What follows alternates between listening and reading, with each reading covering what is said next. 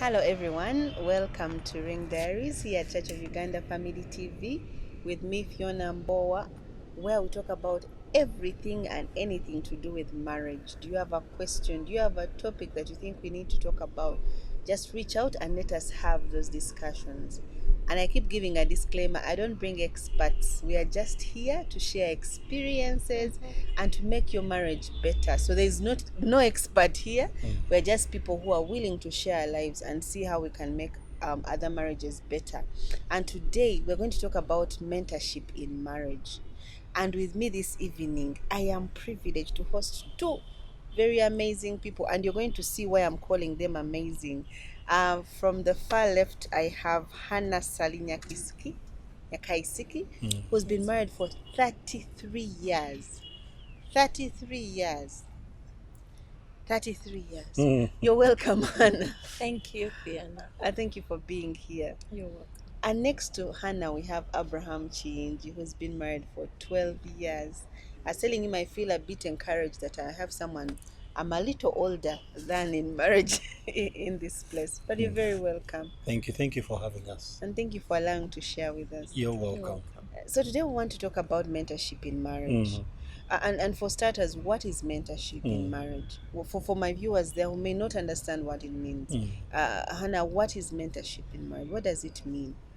Mentorship in marriage is whereby you have someone you walk with in that journey who has been there before and who is willing to walk with you in that journey of marriage, who has seen what you have not seen, who has failed, who has, gone ahead and who can show you the way So to do it. Go to about be a it. mentor, I must have been there. Yes, you must A have single been person there. can't mentor. A single person can't mentor you because he or she has not been there. It has to be someone who is married, who has been there, and who is ready to walk the journey with you. Yes. And Abraham, do you have anything to add to what mentorship? Yeah, I just want to add on to what my sister said. Some mentorship in marriage is doing life with somebody, hold their hand, be willing to show them not only the positives but also the negatives. You have to be one. There's a relationship between the two Okay. when you talk about the mentorship. So one is married, you are in marriage, but you want to aspire to hit the 33 years. You want to aspire to hit the 12 years. And so it helps. And somebody said it helps to climb on the shoulders of somebody who's been there so that you don't go through the same potholes, but you ride on their shoulders. So many mistakes can be avoided because somebody is willing to hold your hand. That's mentorship for me. Okay. Thank you. There's a statement you've made that there must be a relationship. What does that mean? The relationship is two-way. Okay. First, the mentee wants this that they don't know about. Okay. But the mentor knows that if I invest my time, I expect results. I don't expect you to succeed. I expect you to try. Because when you fall, I'm still there. We rejoice together, we cry together, we roll in the mud together. And that bond is what I call a relationship because it's time consuming. It is heart to heart issues that you're talking about, and it's consuming. So for example, if you fail, that mentor is not the one who stands on the side and laughs at you. No, they just go down there with you and just feel with you and walk and do life with you. But by your explanation, I'm wondering if I have ever mentored anyone. Because this journey involves being vulnerable to each other. Yes. But is that possible? Oh, yeah, it is possible. Whereby I can share with you and I say, you know what, Fiona, in this 33 journey I have walked, it has not been glossy, it has not been rosy for me. There are times where I have really cried and I've asked myself, is this thing I'm in, is it really worth it for me to be crying now? Because I can share with you and I say, raising kids with, you know, having to decide to first stay home not working, not going to earn, but to invest that time in marriage, whereby I have to take care of the children, not having a helper, but I'm taking care of my children, I'm taking care of my husband, I'm taking care of even other extended family So people. these are things you So the actually share things with the you share with them and say it's not all about you, you and your husband. There are people who are looking up to you.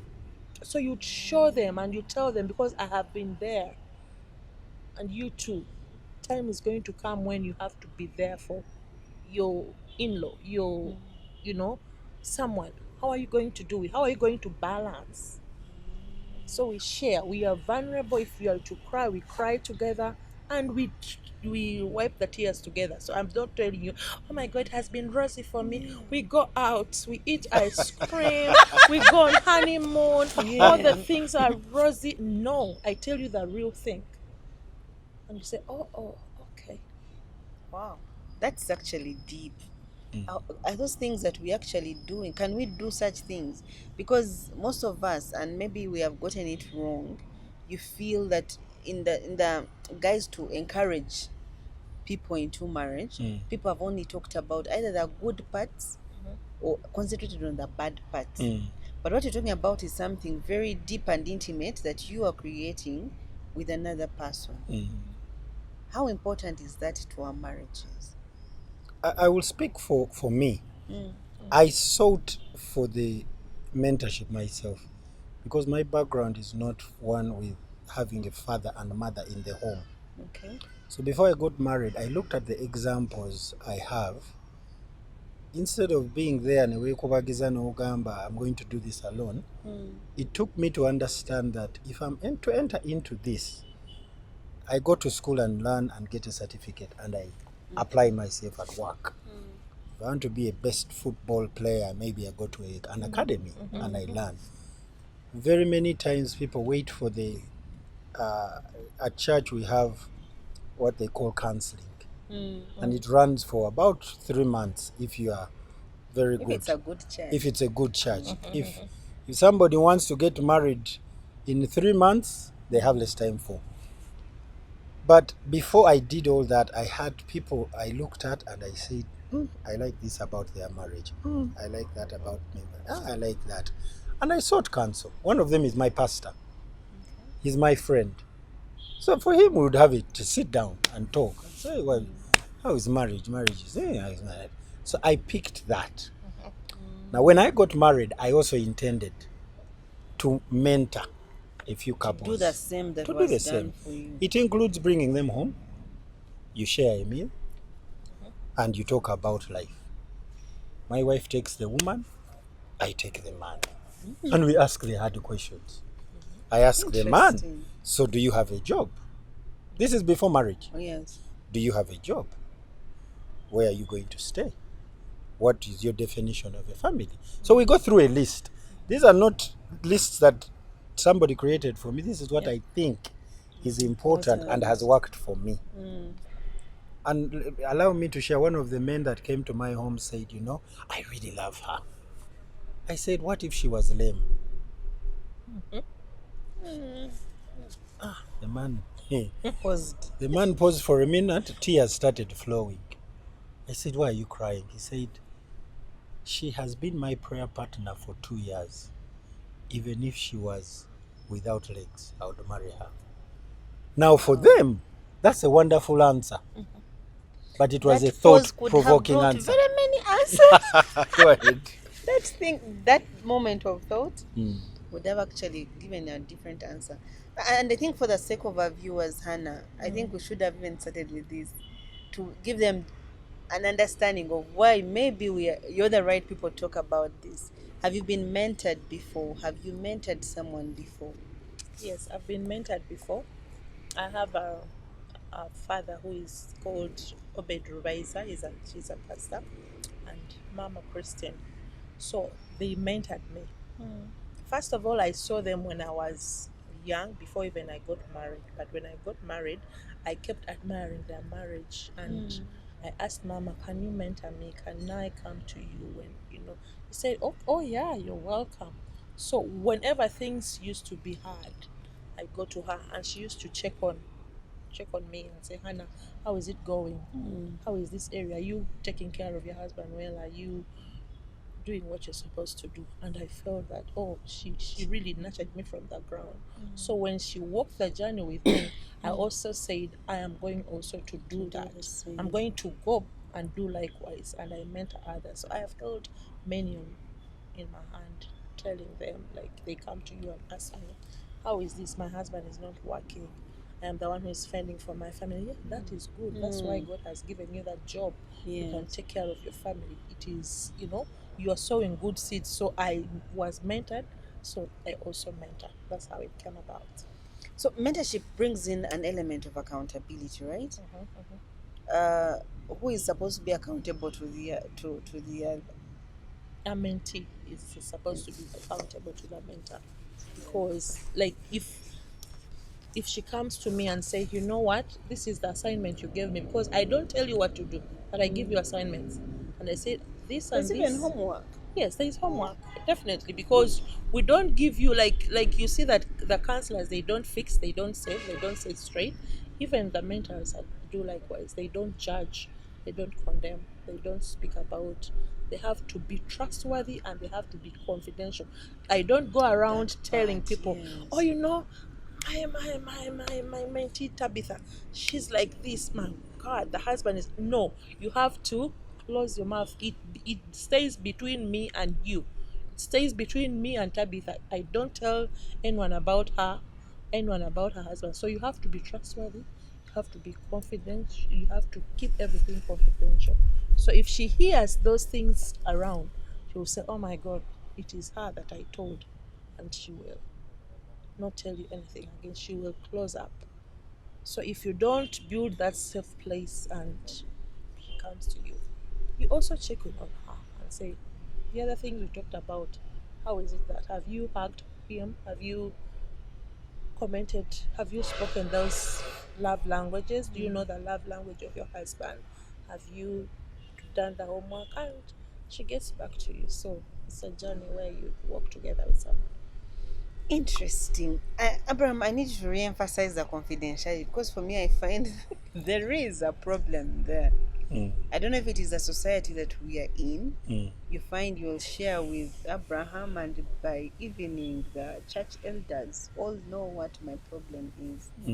I don't know how we can re-emphasize that part of confidentiality between a mentee and a mentor. My experience is, because we are both sharing, I am pushed to be confidential because you also know things about me. Okay. Let me give you an example. You come to me and you're struggling with your husband. That conversation is more likely going to lead to me sharing It's bad. the experiences we have gone through and how we have overcome them. The reason as to why I'm sharing this is that si gwa sauce, Okay. but there's an answer to every problem. Oh, yeah. There's an answer. I normally say Jesus is the answer. Oh, yeah. Because this mentorship thing won't be successful if God is not in the picture. I am not doing this because it either starts in prayer or ends in prayer, because it is not my expert wisdom that is going to help you. We allow you to leave this session.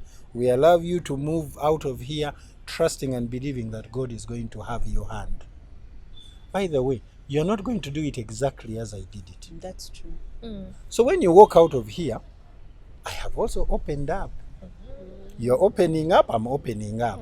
I think that's the Now problem. it's detrimental for me to open up. You open up, and then I open up, and then you open up. That's not a relationship. Oh, yeah. It's just like in your marriage. You share things, but it's going to hurt your relationship if your in-laws know things about your husband. So you keep it to yourself. You can tell your close friend, but before you actually pick through your friends and say, A, B, C, no, this C one. Why do you do that? Because you trust them. So there's an element of trust. The moment what you're sharing leaks, then this relationship is not going to flourish. And as you were saying that, I think it got me to the. I think most people that are looked at as mentors don't share their lives. I don't know if that's just I don't in think that's some. a mentor. That's not a That's what I'm mentor. trying to say. Actually, those are not mentors. They're not mentors. Those are teachers, they are They are pastors, they are coach, like instructors, they're they are not even mentor coaches, or coaches. seminar. Those are But they not must send me mentors. because those are the things that at least that I've seen. You find that these young people are coming to people to talk to them and all that. I think the difference is the fact that this person is not talking back about their lives. About their lives. So that brings in Fiona, an can I issue. also say, I don't want to be a mentor to many people. But can you even if It's the, time the, consuming. It is time consuming. It's, Oh yeah, it's, you have to it's, it's invest a time. lot of work. the things you've described, I don't even think there's time for two couples. The way you've described it, eh? Some people want me to be, and I say no. Why? Because it's a lot of work. Two, I know you are not serious. You're not going to They're not going to walk do the the But work how journey. do you that gauge seriousness? Oh, I know. She's told you. There's some homeworks she sets. if you come back to me and I gave you homework and you've not done it, you don't come back until you do that homework. That's what shows your This- seriousness. Yeah. This course that even has homework. Yeah, because it is you decide you either kill it or you make it alive. Because by you doing the homework, you're resurrecting your marriage where it is dead. If it is dead in communication, and I tell you every morning, talk to your have breakfast with your husband. If he's a person who takes breakfast, that's when you can talk. Don't take your troubles, your problems in bed. And you say, you know what, because this one Wake him happened, up at 3 wake him a.m. up, instead of you having your fellowship with him, having You're your good time, quarreling. because how are you going to get him excited and waiting, really being excited, and he's going to get what he needs to get, and say, let's first talk about this. You made me sad. You did this. That's not the At time to 3 talk a.m. about at 3 And you a.m. wake him up. Wake Wake him up, up. zuka tuogere, zuka nawe tuogere. Nanyize jja. And yet you have the opportunity at breakfast. Yes, you have First the we were opportunity. busy. Meal Now, times. at night, that's when you'll understand me. Oh no. Meal times. Meal times is when you can share. He's eating, you're eating together. Oh my God, how was it? Because men don't have a lot of, they don't talk. But you ask, hey, olunaku lwe lwabadde lutya mukwano? Because you're building that relationship. Nga wanyiizizza ate nga nzira mu bya mukwano. Bakunyiiziza, some of your Kisinziira ky'oyagala. Kisinziira ky'oyagala. Yes. Onagambye nti that breakfast time. By the way, It is the best usually I've tried this even at work. When there's a conflict and you say let's meet over a meal, It is good. your blood sugars go lower, your temperature reduces, and somebody is more susceptible to listen. Oh, yeah. That's true. Aba agaayo eno ng'awuliriza ng'emmere bwekka That's why nakuyomba tasobola nnyo. ate asobola otoyombange ekifi ky'ekyennyanja kimuli mu It kamwa. has happened to me. Tell us. I used to say, oh my God, nothing, kufumba, I have to also serve the children. I have to also to serve that. Now my friend is Daniel, Mr. Daniel. He said, mukwano, obudde bwe twandibadde twogereramu, ogamba ate olina okuwa abaana, ate olina okuwa kiki ekisooka, nze asooka. Namugamba mukwano nsonyiwa. Nkitegedde, oyagala twogere, and I got it, because sometimes they tell you, Yes. and if you In click, very few words. in very Thank few you. words, naye gwe yandibadde agira bw'ati ate oli ku kino, and then you click, you say, okay, it's breakfast time, oba kiki, everything children you can put on hold. wait. The children can wait, because me, I tell my people, whenever you make your husband go out belching, he will not look right, left, he will be focused. He'll even focus to his work and do, because he has come from home when he's satisfied. The relation, you have talked to her, you have given him the breakfast, you have, had a good conversation, you have hugged him, you have kissed him. How will she see that, that cabin of the other girl, and that, all the time, those girls, seriously, those girls, they're just calling them, they walk like shaking and say, and if you're starving him, he will say, I've gotten an opportunity to do what I need to do. So he told me, and I said, okay, I'm not going to do that again, and it has worked. He tells you, namanyi mukwano, now abaana baddayo ku ssomero, what do you think tusooke kuki? Tusooke tuweeko ku fees. kati ebyetaago naye ngenda kuleetayo kino. So you share the responsibility. You don't leave everything to him. He cannot do everything. You share and say, because you're an helper, for God's sake. Naye bw'ogamba nze kubanga omusajja The tankadde man is kino, supposed to nze kubanga kino provide. you don't say things of home and you come and say munange Fiona kubuulira kinze omwami wange bannange omusajja owange mukodo kale banayitagaba. You are opening him up. You're opening, you're leaving him naked. Even when they see him there, they will see him. That's why we say that confidentiality has to be there.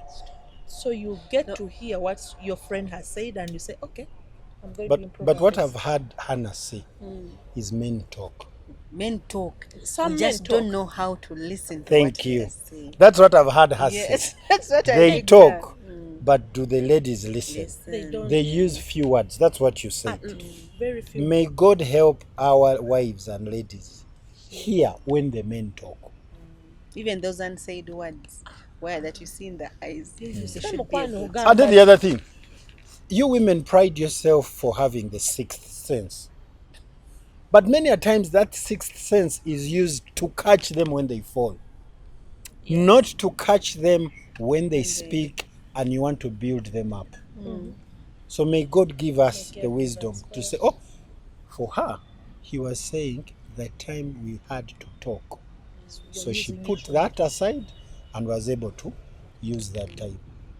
Wow, and this conversation is interesting. So, before we go for break, I just want to ask one more question. There's this picture of a mentor must be perfect. Like, to be a mentor, I must have ticked all the boxes. I have a perfect marriage. I don't agree with it, but that is what people think. People with the ideal marriage are the only ones who should mentor.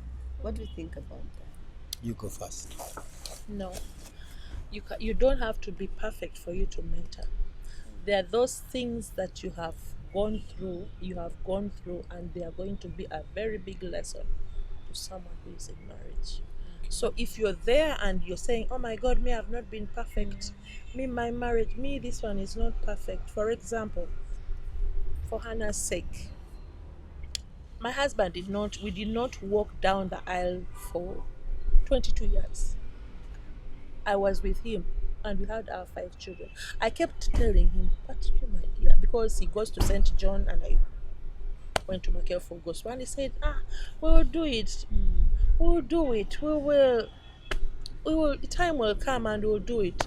And I at church, and everyone looked at me at church saying, Hannah's things are perfect, are tick. But I had that thorn. And I didn't. Sometimes we used to be in fellowship and they say, oh, you're going to bring your wedding photos.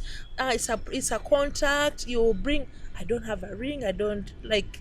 And I said, oh my God, Lord, look at that. But some ladies kept coming to me and said, but Hannah, you're telling us things and things are working for us. What happened to you? What is it that cannot work to you? So it was a thorn. So God helped me, and in 2011, we did our wedding. But after that, the girl said, oh my God, it happened to you. I said, yes, it did. But after many years. So those people who were there fearing to talk about it and say, me, I'm not wedded in church. I cannot even talk about it. I said, me, I was not for 22 years. I was not wedded in church, but I kept coming to church. I kept coming for fellowship. I kept even telling others about how sweet marriage is, how everything is rosy, but I had my thorn. So I could not keep quiet and say, to me, I'm not married. It's not for me. It's not for me. I cannot even talk about it. No. The more it pricked me, the more I went and told them, you know what?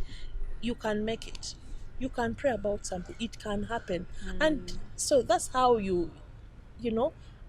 people came out to say, oh my God, if you went through that, I can also, and you succeeded, I can also open up. So I have a friend, she's called Dorothy. She just wedded last year. She said, but my things are not happening. I said, let's pray together, it's going to happen. And it happened last year, and the man married and said, oh my God, me, I saw, if we joined faith, some people you can't mentor them, but they come and get some little advice from you and say, tell me about this, how did you go through about this? And it works out. Wow. I would say if the relationship or the mentor has to have a perfect marriage, that's a lie. It's a very big one. No one is perfect, At all. but even the mentee themselves would like to relate to somebody who's real.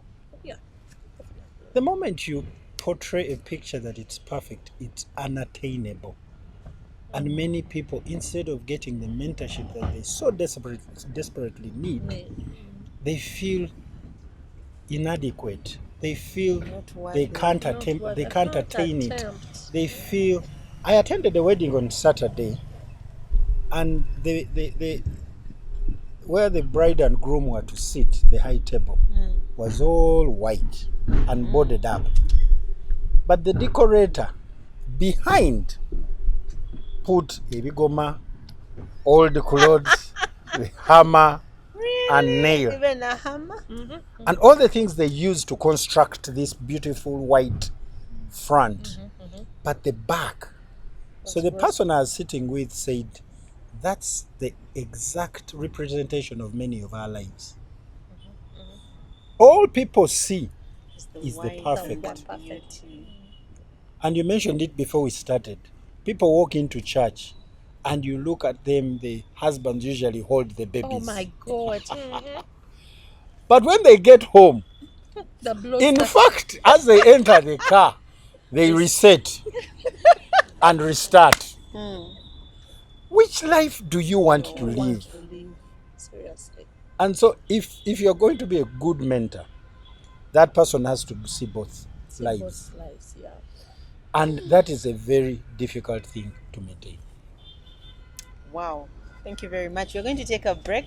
And when we come back, we're going to continue with this interesting conversation. Clearly, I've not mentored anyone. But don't go away. I'm Fiona Mboa here at Church of Uganda Family TV with Ring Diaries.